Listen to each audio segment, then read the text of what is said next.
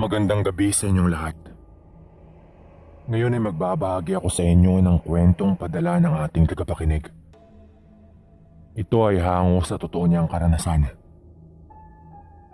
Kung bago ka lamang dito ay maaaring mag-subscribe ka muna at pindutin mo na rin ang bell para updated ka sa mga bagong kwento. Magsimula na tayo sa padalang kwento. Magandang gabi sa lahat. Mario nga po pala, Sir Dan.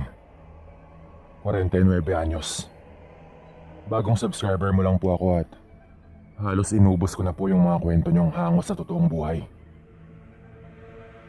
Nangyari po ito lagpas 30 anyos na ang nakalilipas. Mga dekada 80 pa siguro. So bale, teenager lang po ako noon.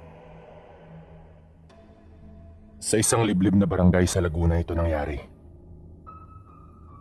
Sinadya ko pong palitan ng mga pangalan bilang respeto na rin sa kanila. Ito yung mga tipo ng kwentong inilihim kaya hindi na ibalita.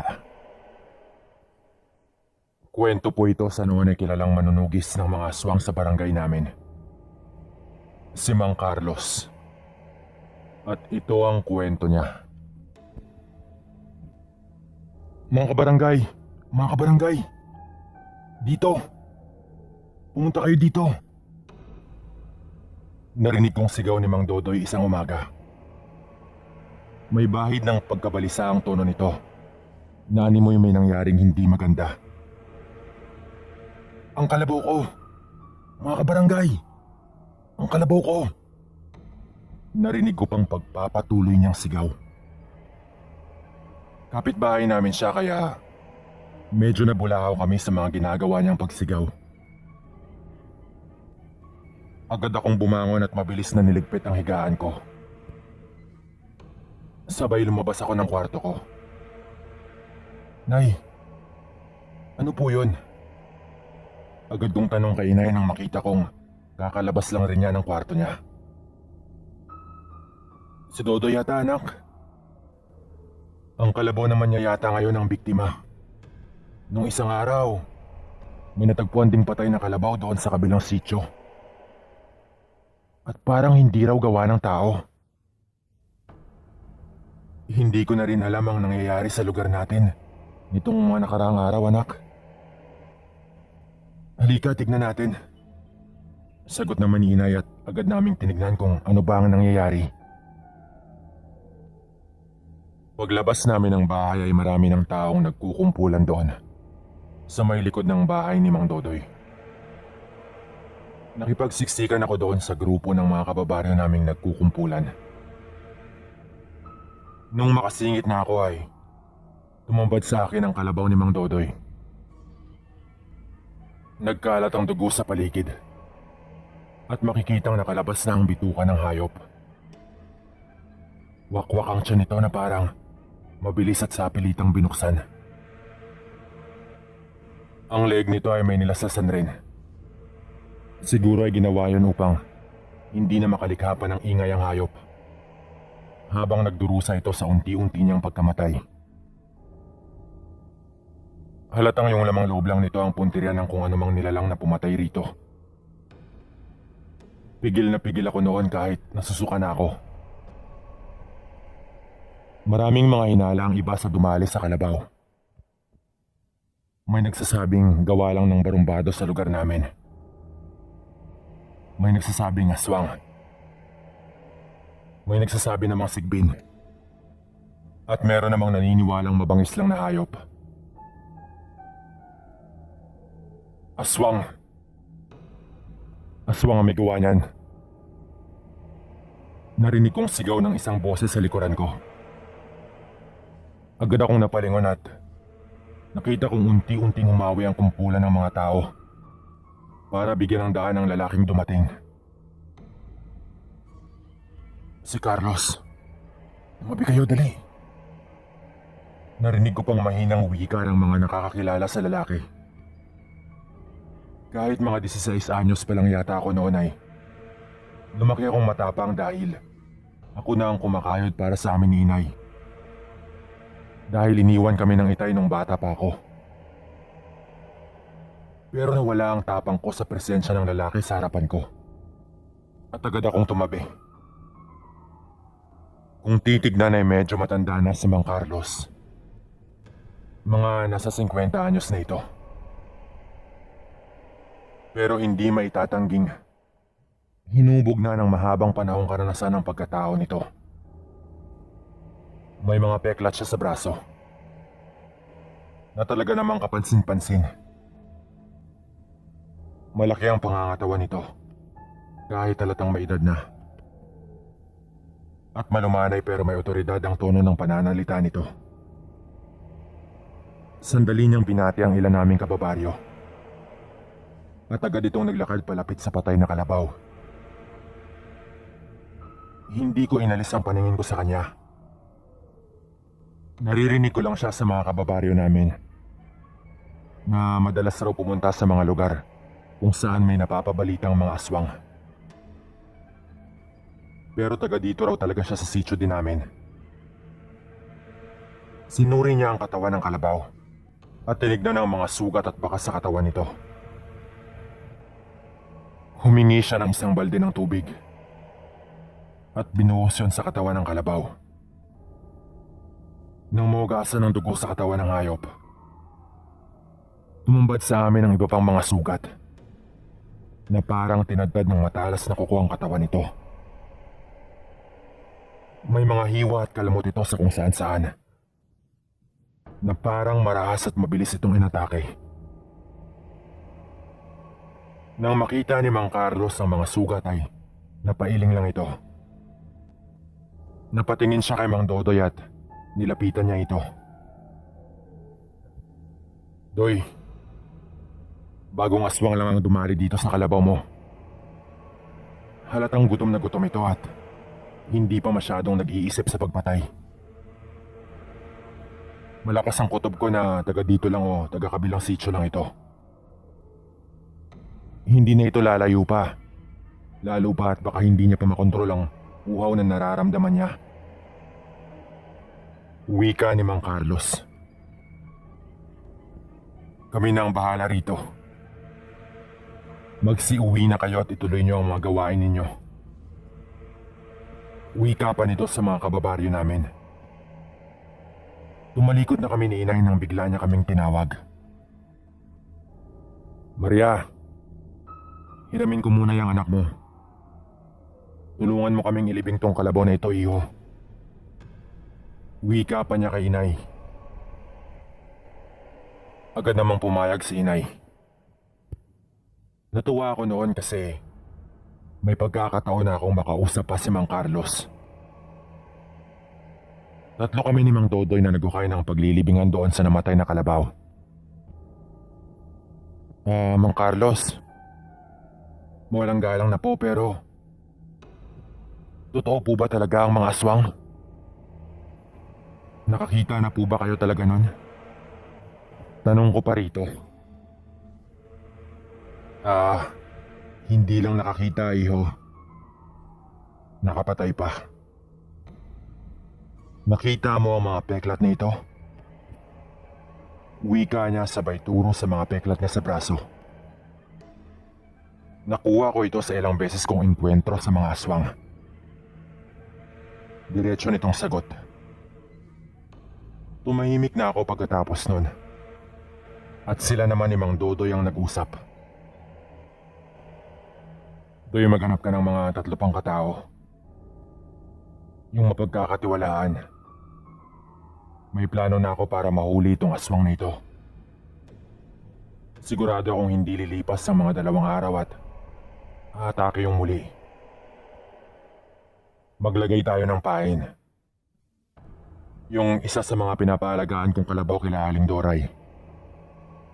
Wika pa ni Mang Carlos. Napatingin lang ako saglit habang patuloy na naghukay pero agad niya akong tinanong. Bata, matapang ka ba? Gusto mo ng patunay, di ba? Bukas ng hapon ay bumalik ka rito. Kasali ka sa plano para makita mo kung ano ang sinasabi kong aswang. Tutulong ka pero gagawin lang natin ito ng palihim. Hindi natin alam, baka nakibalita na rin dito yung aswang kanina. At umalis lang nang makita niyang paparating ako. Wika pa nito. Kinabukasan nga ng hapon ay bumalik ako doon. At nung dumating ako ay ako na lang pala ang hinihintay nila. May 3 pang kababaryo din namin na maingat na pinili ni Mang Carlos para tumulong. Agad kaming pumunta doon banda sa medyo makahoy na parte na medyo malayo-layo na sa mga kabahayan. Doon daw namin naayusin ang patibong. Naglatag kami ng lambat. Matagal na raw yun kay Mang Carlos at hindi niya akalaing gagamitin niya pa yun. Matibay ang pagkagawa ng lambat na yon. Kaya sapat para temporaryong pigilan ng aswang kapag nahuli siya doon. Si Mang Carlos mismo ang nangasiwa sa pagpwesto ng patibong. Siya lang kasi yung nakakaalam kung paano yun gawin. Maingat ko naman yung tinakpan ng mga patay na dahon nung nailatag na nila. Kasi konting may mabigat na umapak o lumapag lang daw doon, ay biglang aangat yung lambat na nakakabit sa tali na ipunesto sa sanga ng malaking puno. Medyo padilim na noon kaya doon namin ipunesto ang kalabaw sa may tabi lang ng lambat. Iniklian lang namin ang tali noon upang hindi na ito umalis pa sa pwesto niya. Umalis si Mang Carlos pagkatapos noon dahil kukunin lang daw niya ang mga kagamitan niya. Nung dumilim na ay bumalik na siya tangan-tangan ng mga kagamitan niya. Hindi ko makakalimutan ang dala niyang shotgun at buntot ng pagi. Binuhusan niya ng sariwang dugo ng hayop ang kalabaw. At pagkatapos noon ay nagpahid kami ng putik sa mga balat namin upang hindi raw kami mapansin ng aswang. Sa likod ng matataas na talahib ay nagbantay kami. Maging ako ay may dala ding itak noon. Kung sakali lang na pumalpak yung plano. Ilang oras kaming matyagang nagbantay doon hanggang lumalim ng gabi. Nag-uusap pa kami ng mahina noon nung bigla kaming sinenyas ang tumahimik ni Mang Carlos. Andiyan na siya. Wika pa nito. Nagsimulang magtayuan ang buko sa katawan nang marinig ko ang sabi niyang yon. Pero bago ko pa man mapakalma ang sarili ko, narinig ko na ang angil ng papalapit na nilalang. Nakatutok ang buong atensyon ko sa kalabaw at kitang-kita kong lumabas sa masukal na parte ang aswang. Agad niyang inatake ang kalabaw at nilaslas niya ang leeg nito.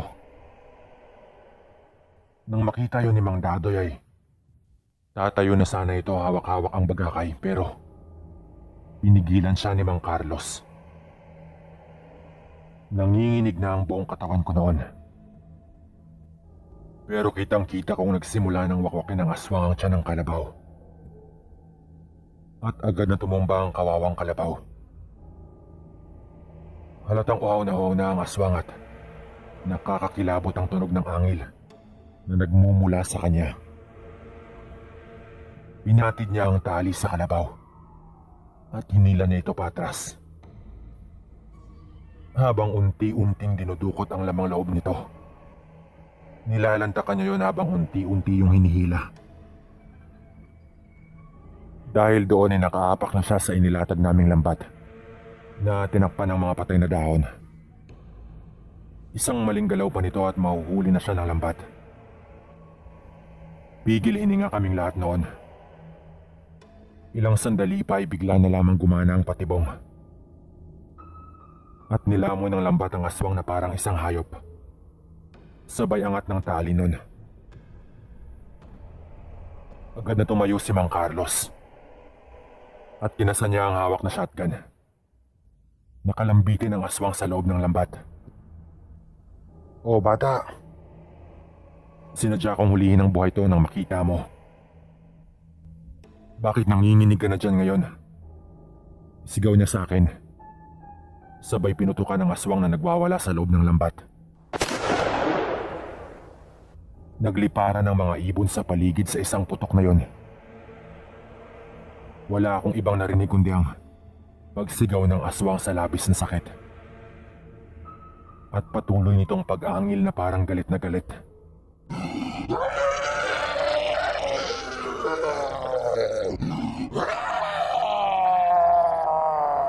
Kitang-kita ko ang pagpupumiglas ng aswang pero dahil sa tama ng baril ay halatang medyo nang hina na ito. Agad siyang nilapitan ni Mang Carlos. At tinanong kung nakapambiktima na ba ito ng tao. Oo.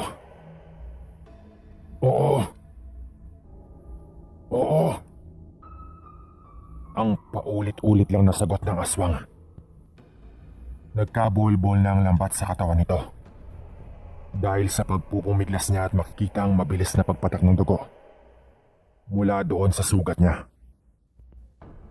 Binaril ni Mang Carlos ang tali at bumagsak ang aswang sa lupa na balot-balot pa rin ang lambat. Halatang walang takot si Mang Carlos. Habang kami naman ay natigilan lang sa gilid.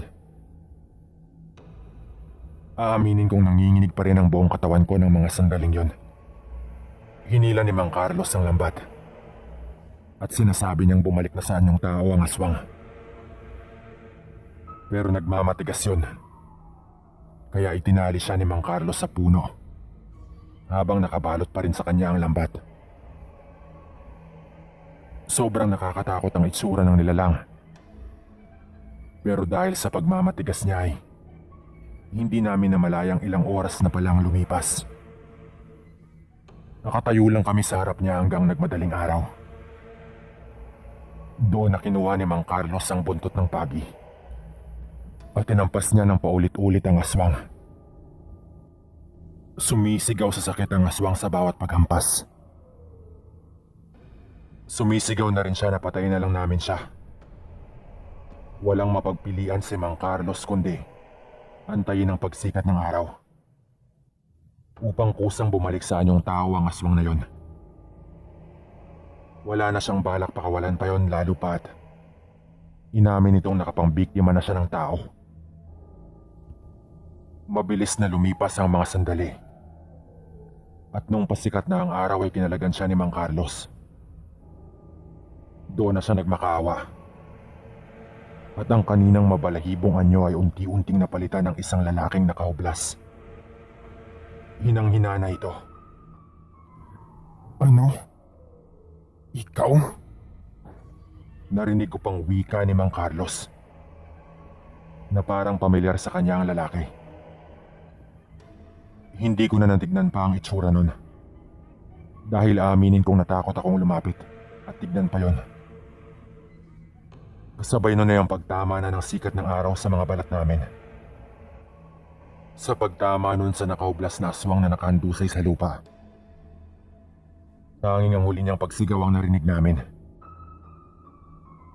Napapikit na lang ako nun sa takot. Pagdilat ko ay naging isang tumpok ng kulay itim na buong katawan niya. Pagkatapos nun ay nakita kong kinuha ni Mang Carlos ang patalim niya at nilagyan niya ng isang guhit ang dibdib niya. Nakita kong may 3 peklat na guhit na sa dibdib niya. Yun na ang pang-apat. Agad kong naisip na baka yun na ang pang-apat na aswang na napatay niya. Pagkatapos nun ay nilisan na namin ang lugar. Hanggang dito na lang muna. Kung nais niyong ikwento ko pa ang mga nalaman ko sa kanya ay ilagay niyo lang sa comment section. Dahil magbabasa ako doon. Mario nga pala. Salamat.